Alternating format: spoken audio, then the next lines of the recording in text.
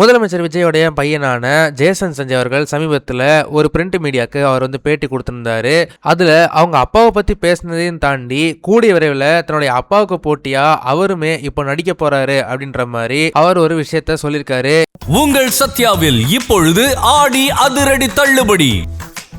இந்த விஷயத்தை தான் இப்போ சோசியல் மீடியால பயங்கர வைரலா ஷேர் ஆகிட்டு இருக்கு. முதலமைச்சர் விஜயோட பையனான ஜேசன் சஞ்சயோடைய முதல் திரைப்படமான சிக்மா திரைப்படம் கூடிய விரைவில் ரிலீஸ் ஆக போகுது. இதற்கு ப்ரமோஷனல் இன்டர்வியூ கொடுத்திருந்த ஜேசன் சஞ்சய் என்ன சொல்லியிருக்காருன்னா, சிக்மா படத்தோடைய ஃபர்ஸ்ட் சிங்கிளான சிக்மா ஸ்டைல் பாட்டுல நான் கேமியோ ரோல்ல நடிச்சிருப்பேன். அதற்கு காரணம் நான் நடிகரா ஆகணும் அப்படின்ற ஆசைலாம் எனக்கு பெருசா இப்போதைக்கு இல்ல. அந்த படத்துல நடிச்ச எல்லாரையுமே இன்ட்ரோடியூஸ் பண்ணி வைக்கணும் அப்படின்றதுக்காக தான் அந்த பாட்டுல கூட சேர்ந்து நானும் நடிச்சேன். அதே போல அந்த பாட்டு கதையை பெருசா எந்த விதத்துல அஃபெக்ட் பண்ணாது அப்படின்றதுனால தான் நான் அதில் நடிச்சிருக்கிறேன். இப்போதைக்கு எனக்கு சிக்மா திரைப்படம் ரிலீஸ் பண்றதுல மட்டும் தான் எனக்கு ஃபுல் ஃபோக்கஸ் இருக்குது. அதுக்கப்புறம் தான் நான் படத்துல நடிக்கலாமா வேண்டாமா அப்படின்ற முடிவை எடுக்க போறேன். நிறைய இயக்குனர்கள் நடிகர்களாகி இருக்கிறாங்க.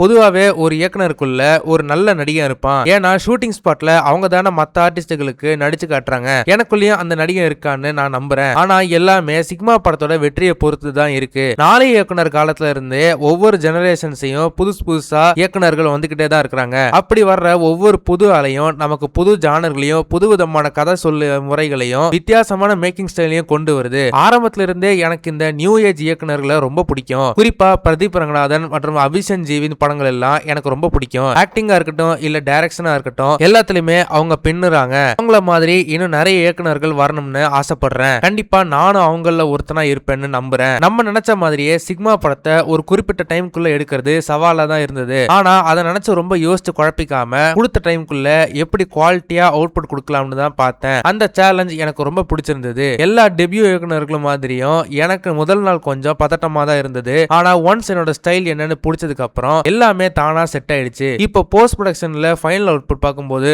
ரொம்ப சந்தோஷமா இருக்கு. ஏன்னா நான் கற்பனை பண்ணதை விடவே படம் ரொம்ப நல்லா வந்திருக்கு. ஈரம் படத்துல இருந்தே எனக்கு தமன் சாரோட மியூசிக்னா ரொம்ப பிடிக்கும். அவரோட தெலுங்கு படங்கள் வரைக்கும் நான் அவரோட பெரிய ஃபேன். அவரோட பிஜிஎம் எப்போதுமே அவுட்ஸ்டாண்டிங்கா இருக்கும். இந்த சிக்மா படத்துலயும் ஒவ்வொரு கேரக்டருக்கும் தனித்தனியான மியூசிக் தீம்ஸ் போட்டு தூக்கி இருக்காரு. அவரோட மியூசிக் தான் இந்த படத்தோட மிகப்பெரிய பலம். என் கையில இப்பவே 2-3 நல்ல கதைகள் இருக்கு. சிக்மா ரிலீஸ் ஆனதுக்கு அப்புறம் அதை பத்தி முழுசா வேலை செய்ய ஆரம்பிக்கணும் அப்படின்ற மாதிரி சொல்லியிருக்காரு. அதே போல நான் கனடால பிலிம் மேக்கிங் படிச்சுட்டு இருந்தப்போ ஒரு 120 பக்கம் ஃபீச்சர் பிலிம் ஸ்கிரிப்ட் எழுதினேன். ஆனா அந்த சமயத்துல அது ஒரு முழு நீள படமா எடுக்கிற சூழ்நிலை எனக்கு இல்ல. அதனால அது ஒரு 20 மினிட்ஸ் ஷார்ட் பிலிமா மாத்தி எடுத்தேன். ஒரு இயக்குனரா என்னோட பலம் என்ன பலவீனம் என்னன்னு புரிஞ்சுக்க அது எனக்கு ரொம்ப உதவியா இருந்தது.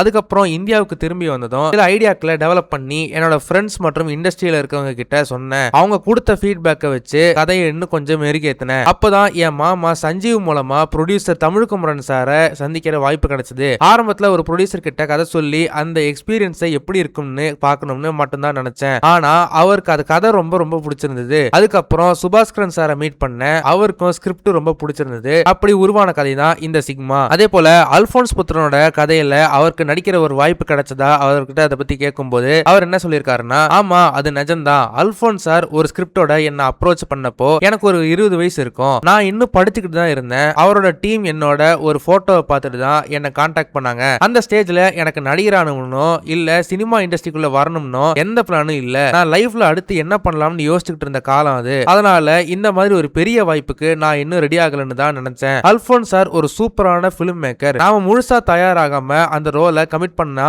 அது அவருக்கு பண்ற துரோகம்னு தோணுச்சு. அதனால இந்த கேரக்டருக்கு முழு நியாயம் செய்யக்கூடிய ஒருத்தரை வச்சு பண்ணுங்க சார்னு ரொம்ப மரியாதையா சொல்லிட்டேன். இருந்தாலும் அவரோட படத்துல ஒரு கேரக்டருக்கு அவர் என்ன யோசிச்சாரு பாத்தீங்களா, அதை என் லைஃப்ல எப்போதுமே ஒரு பெரிய விஷயமா மறக்க முடியாத ஒரு நினைவா பொக்கிஷமா வச்சிருப்பேன் அப்படின்ற மாதிரி அவர் சொல்லியிருந்திருக்காரு. இந்த இன்டர்வியூல இருந்து நமக்கு என்ன தெரிய வருதுன்னா, ஜேசன் சஞ்சய் இந்த சிக்மா திரைப்படம் ரிலீஸ் ஆனதுக்கு அப்புறம் கூடிய விரைவில் அவர் நடிக்கிறதுக்கும் வரலாம் அப்படின்ற மாதிரி நமக்கு தெரிய வருது. இந்த விஷயத்தை பார்க்கும்போது உங்களுக்கு என்ன தோணுது அப்படின்றத மறக்காம கமெண்ட் செக்ஷன்ல சொல்லுங்க. இந்த வீடியோ உங்களுக்கு பிடிச்சிருந்தா மறக்காம லைக் பண்ணுங்க, ஷேர் பண்ணுங்க. இதே மாதிரி தொடர்ந்து நிறைய இன்ட்ரெஸ்டிங்கான வீடியோஸ் பார்க்க வீட்டாக்கிஸ் சேனலை சப்ஸ்கிரைப் பண்ணுங்க.